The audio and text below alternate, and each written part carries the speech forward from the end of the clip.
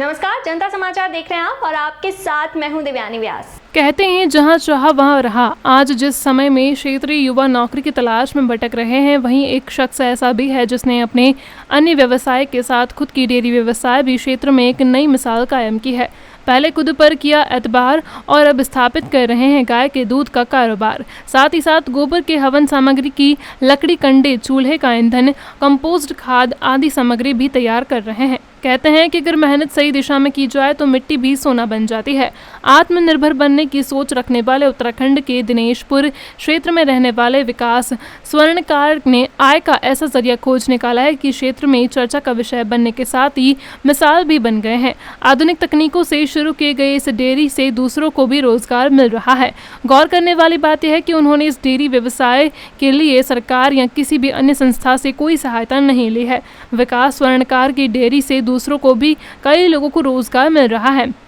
विकास कहते हैं एक परिवार अगर डेयरी शुरू करता है तो दूसरे कई परिवारों को उससे रोजगार मिल जाता है। इस तरह हम कुछ हद तक बेरोजगारी को दूर कर सकते हैं।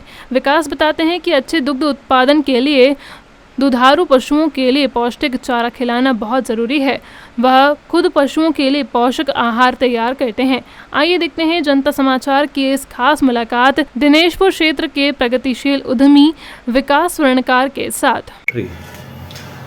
जनता समाचार इस समय मौजूद है आपके सामने और हम इस समय हैं दिनेशपुर एरिया में। हमने आपको कुछ दिन पहले दिखाया था स्वरोजगार को लेकर के बहुत सारे एपिसोड, जिसमें दिनेशपुर एरिया से भी कुछ महिलाएं थी जो बुनकर का काम करके, रजाई का काम करके अपना जीवन यापन करती थी।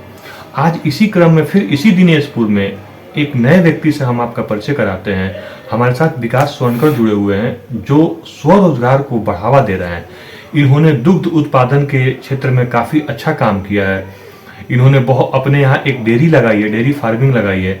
विकास जी, एक चीज़ बताइए, आपने जो डेयरी फार्मिंग जो लगाई है अपने यहाँ, ठीक है, इसको लेकर के आप नए लोगों को क्या एक मैसेज देना चाहते हैं? आज की तारीख में जिस प्रकार से देश की अवस्था है कि रोजगार को लेकर एक बहुत बड़ी समस्या है, लेकिन दूध के काम एक ऐसा काम है जिसमें अभी तक बहुत स्पेस है, बहुत जगह इसमें काम करने के लिए। दूध का काम एक ऐसा काम है कि इसको आप 1 लीटर करिए तब भी वो बिक जाएगा। यदि आप इसका उत्पादन 1000 लीटर भी करेंगे तब भी ये बिक जाएगा। इसकी डिमांड बहुत है और उत्पादन कम है इसका। इसलिए दूध के काम में अभी तक बहुत सारी संभावना है। यदि इसको किया जाए ढंग से तो इसमें रोजगार का एक बहुत अच्छा साधन बन सकता है। आपने पढ़ाई कितनी कर रखी है? मैंने बीए कर रखा है। बीए करने के बाद अगर कोई व्यक्ति रोजगार ढूंढ रहा है, अगर रोजगार नहीं मिल रहा है, तो स्वरोजगार अपना करके दुग्ध उत्पादन में कितने पैसे कमा सकता है?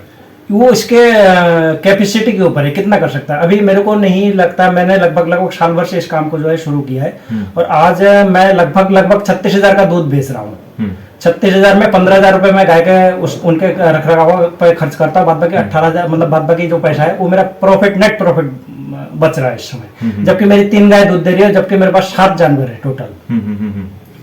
तो दुग्ध उत्पादन में सबसे बड़ी चीज ये है कि सिर्फ दूध से ही आप पैसा नहीं कमा सकते हैं। दूध से रिलेटेड बहुत सारे प्रोडक्ट है जिससे आप पैसा कमा सकते हैं। आप जो है इस समय 36,000 जो बता रहे हैं वो सिर्फ दूध से कमाते हैं या सारे प्रोडक्ट से? सिर्फ दूध से।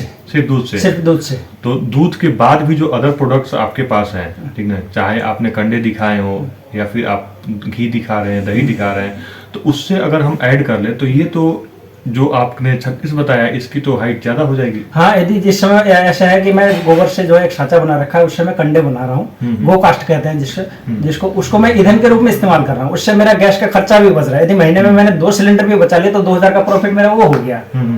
और उससे स्वास्थ्य भी, उसका खाना भी टेस्टी होता है और ईंधन की भी बचत होती है उससे।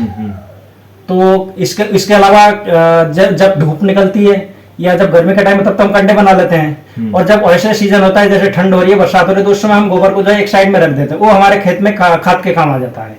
आपको किसी ने सजेस्ट किया था कि इस काम को करना, कि खुद ही आपने जो इस काम को? ना, मेरे खुद ही एक ऐसा हुआ। मेरे पास इसका रखरखाव के लिए सुकुमार नाम का एक व्यक्ति था और अक्सर में ये होता था कि रात को जब मैं घर आता था तो मेरे को मोर्टिन जलाने के लिए गौशाला में जाना पड़ता था। तो मोर्टिन जला के मैं फिर अपने कमरे में घुसता था। एक दिन ऐसा हुआ कि रात को लगभग 2-2:30 बजे के आसपास आया मैं, और मैं जा नहीं पाया गौशाला में, तो सुबह उठ के गया तो मैं जाके देखा कि उसके खुरली में जहाँ पे हम घास डालते हैं उसमें लंबे लंबे कीड़े पड़ गए। मैंने कहा सुकुमार तूने किया क्या? वो क्या करता था कि जो है चारा डाला, उसको पूरा नहीं खाया, फिर उसने डाल दिया, उसको पूरा नहीं खाया, फिर डाल दिया, तो ऐसे कर करके नीचे से चारा सड़ गया वो। तो मैंने कहा ऐसे तो मेरी गाय को मार देगा। तो मैंने उसी दिन उसकी छुट्टी कर दी। छुट्टी करने के बाद उस काम को मैंने खुद किया, और लगभग उस बात को लगभग साल भर हो गया, और आज की तारीख में सच कहूं तो इस काम में मेरे को मजा आ रहा है।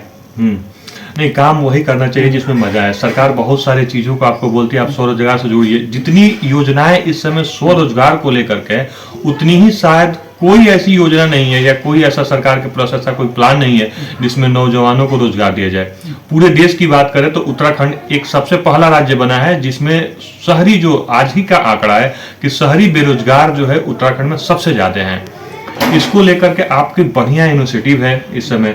क्या आपने इस रोजगार के ऊपर किसी सरकारी मदद ली है? ना, मैंने कोई मदद नहीं ली, और मैं आगे के लिए भी कोई मदद नहीं लेना चाहता हूँ। उसका मेन कारण है कि यदि व्यक्ति चाहे, उसका जो है यदि दृढ़ इच्छा कर ले, तो बिना किसी मदद के भी वो अपने काम को खड़ा कर सकता है। और मैंने इसमें 0 इन्वेस्ट से मैं अपना, मतलब घर में जो मेरी गाय थे उसी का रख रहा, मैंने थोड़ा सा उनको ध्यान दिया, और आज में जो है मैं इस जगह पे पहुंच पाया हूँ। और मैं बहुत ज्यादा नहीं मानता हूँ, यदि एक गाय में 5,000 भी बचत कर लिए, तो यदि मेरे पास 20 गाय दूध देने वाली है तो हर महीने में 1 लाख रुपए घर बैठ के कमा सकता हूँ। और यदि ऐसा ही मेरा काम चलता रहा तो लगभग 5 साल के अंदर मैं उस मुकाम तक पहुंच जाऊंगा।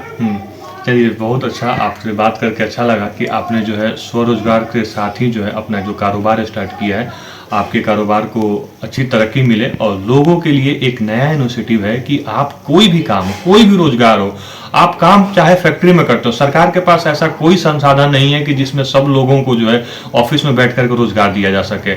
सरकार इस समय स्वरोजगार को लेकर के बहुत आगे जा रही है, और आत्मनिर्भर भारत यही एक समय है क्योंकि पूरी दुनिया हिंदुस्तान को एक बाजार के रूप में देख रही है, और हमारे युवा अगर आत्मनिर्भर नहीं होंगे तो फिर बाहर के लोग आकर के इस चीज को कैप्चर करेंगे, और हम और आप देखते रह जाएंगे। आइए इस नए इनिशिएटिव को हम भी बढ़ावा दें। जो युवा देख रहे हैं, आपके दिमाग में अगर कोई भी ऐसी चीज हो जिससे आप रोजगार जनरेट कर सकते हैं, दूसरों को रोजगार दे सकते हैं, तो खड़ा होइए। सरकार आपके साथ खड़ा है, और विकास जी जैसे ऐसे बहुत सारे लोग हैं जो किसी भी काम को करने में हिचकते नहीं है। और धन्यवाद विकास जी, आपने जो है नवयुवकों को लिए एक नया चीज, उम्मीद जगाई है। क्या भविष्य में आपको जो है कुछ युवा को और भी काम से रोजगार दे सकते हैं? मैं चाहता हूं कि जो है मेरे इस काम को देख के, मैंने यदि इस कालीनगर गांव में 50% परिवार में भी 2-2 गाय बांध दी, तो मैं सोचूंगा मेरा ये जो है मिशन कामयाब हो गया। धन्यवाद विकास जी, धन्यवाद।